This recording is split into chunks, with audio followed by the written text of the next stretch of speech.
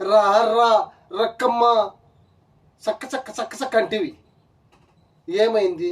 22 నిమిషాల మిషను 16 సెకండ్లలో పేల్చేసింది. పెంచకూడదు కదా. సింహం ఆడ పనుకున్నప్పుడు దాని ముందుకు పోయి తమాష పడితే ఆడవుతుంది, చూసినంతసేపు చూస్తుంది, వేటాడేస్తుంది. మనం ఏమవుతుంది? తలకాయ బద్దలు కొట్టుకుని చర్మం పగలు కొట్టుకొని కింద పడుకొని అమ్మా నాయన అంటాం. అట్టే జరిగింది కదా.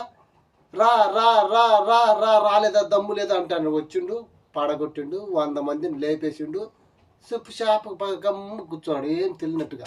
అదే ఇండియన్ పవర్ అంటే, అదే మోదీ పవర్ అంటే. మోడీ అంటే ఎట్లా ఉంటుంది? అందరి మాదిరి లెక్కేసినాము. అండేది మోడీ. అప్పుడు ప్రభుత్వాలు అనుకునేదాం, పాపం కాదు, అండేది మోదీ. ఆయన కథే వేరుంటుంది.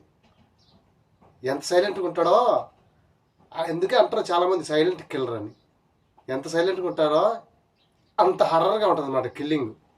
జాగ్రత్త పడాలా. తొందరపడితే అటు ప్రతిదాన్ని తొందరపడి దమ్ము లేదేమోగా, యుద్ధం ప్రకటించలేదే, ఎప్పుడు చేస్తాడు ఏం చేస్తాడో చెప్పకుండా చేసేది ఆయన పని. అది ఘాటు కొట్టేస్తాడు పని. తొందరపడినారు.